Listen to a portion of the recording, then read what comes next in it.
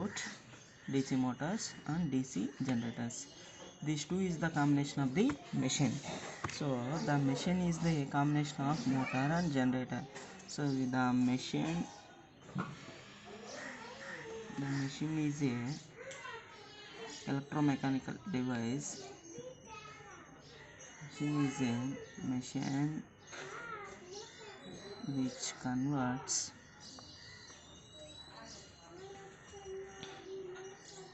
electrical energy to mechanical energy is called motor. What is it? That a device which converts input is electrical energy, output is mechanical energy. This device is called as the motors. The same way that the device, the machine which converts mechanical energy to electrical energy is called generator. It's called generator. So the generator input is mechanical energy, output is electrical energy. So there is no difference between motor and generator in construction point of view.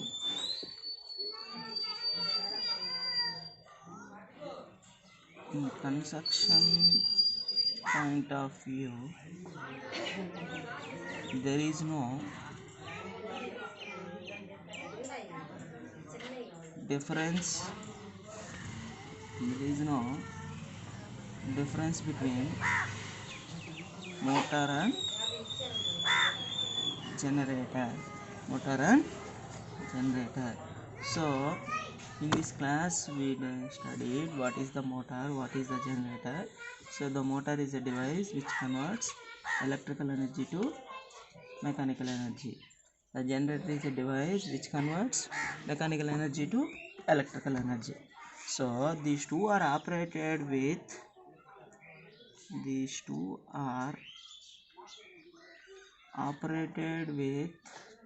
DC supply. That's why is called DC machines. That's why we called DC machines. So if the same machines can be operated with AC, if the machine is operated with AC supply is called AC machines. So in this class we have to go for the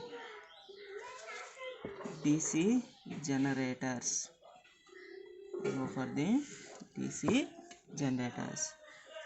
So the generator is what we said, given input is mechanical energy and produced output is electrical energy.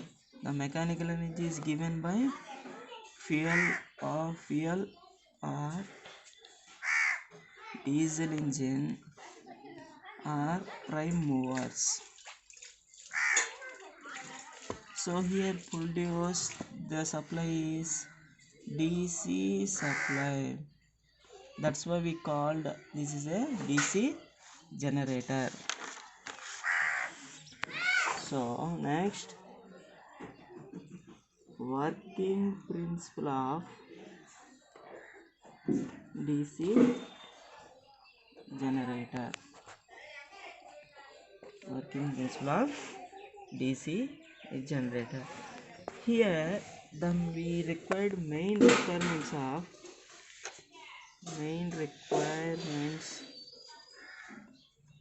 for producing EMF. So in order to produce the EMF, we have following three requirements. One is conductor, another one is flux, third one is relative motion. Relative motion.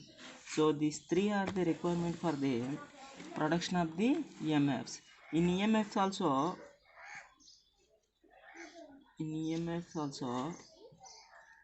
two types. One is dynamically induced EMF, another one is statically induced EMF. So one is dynamically induced EMF, another one is statically induced EMF. So what we said that it is the difference between dynamical and statical is that there is no physical rotation.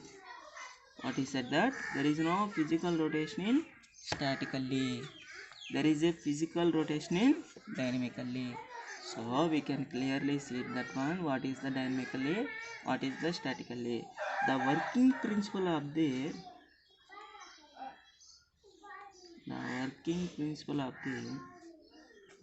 DC generator is dynamically induced EMF. What is that one? Working principle is dynamically induced EMF. So what is the dynamically induced EMF means? So we require these three elements: the conductor, flux, and relative motion. So the flux can be taken from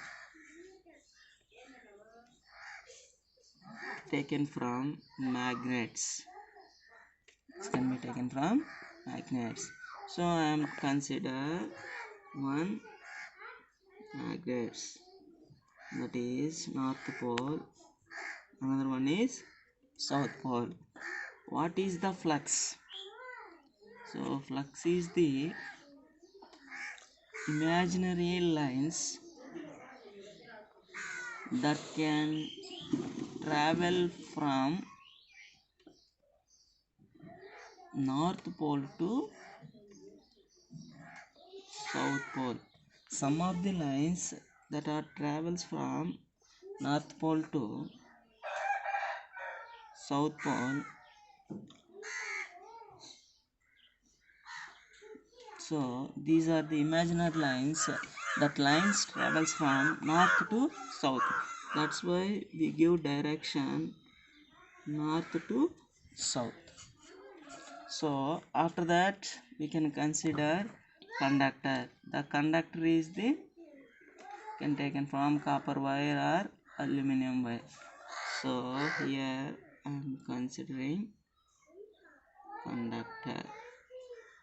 This is the conductor. So third important thing is the relative motion. So relative motion means there is a physical rotation. So according to Faraday's laws, that is first law. So what is say? According to Faraday's law, first we say the Faraday's law said that whenever a conductor cuts the magnetic lines of force, then there will be a EMF induced. So what is the said that whenever a conductor cuts the magnetic lines of force, then there will be a EMF induced. Here there is a conductor. This conductor cuts the magnetic lines of force, as there will be a EMF induced. That means if the conductor cut means there is a rotation. That is the main important in the relative motion. So here I am said that two cases. So considering north pole, south pole.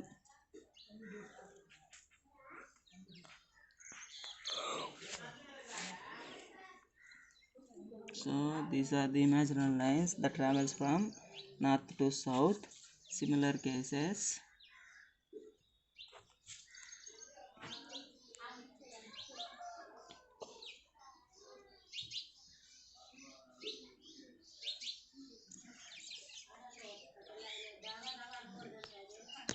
So in both cases, I am considering conductor.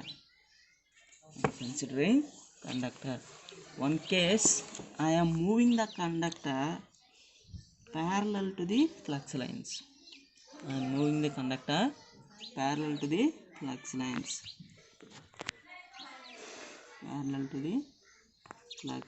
This shows figure A. Suppose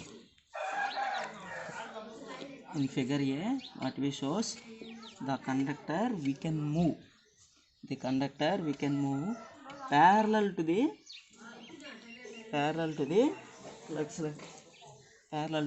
flux lines. So another case, we move perpendicular to the flux lines. In this case, perpendicular to the flux lines. So that is figure B.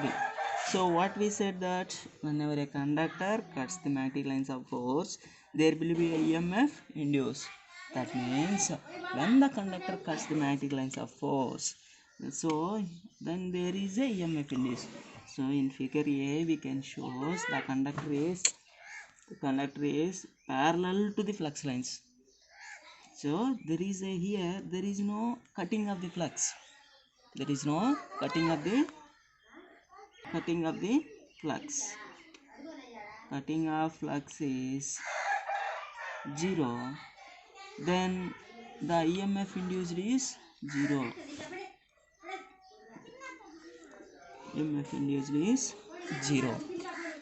So that means the conductor is parallel to flux lines. There is no EMF. In figure B, the conductor is moved perpendicularly. Here we can clearly see some lines is to be cut by the moving the conductor. So there is a cutting of flux is maximum. Then the EMF is maximum EMF induced. So here also the EMF is induced. That means what we said, that conductor cuts the magnetic lines, there will be a EMF. During this case, the conductor cuts the magnetic lines, the EMF is induced.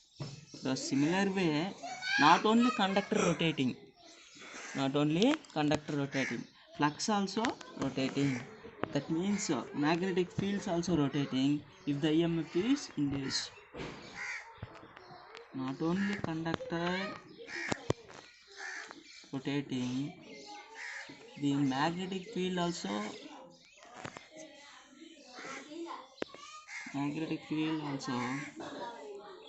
rotating, the EMF is induced. The EMF induced by rotating the magnetic field also. In DC machines, conductor is rotating, magnetic field is stationary. In DC machines, conductor is rotating, magnetic field is stationary. That means the only conductor is rotating, the field is stationary. In AC machines, conductor is stationary, magnetic field is rotating. That means in AC machines the conductor is stationary, the magnetic field is rotating. So in both cases there is a physical rotation. In both cases there is a physical rotation. Due to that physical rotation the EMF induced, that's why we called, due to physical rotation the EMF induced, that's why we called it is a dynamically induced EMF. Dynamically induced EMF. So if there is no physical rotation, there is no physical rotation, but we can apply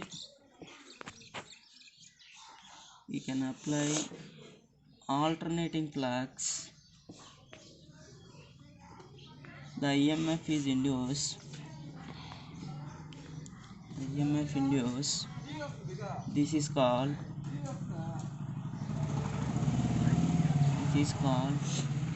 statically induced EMF.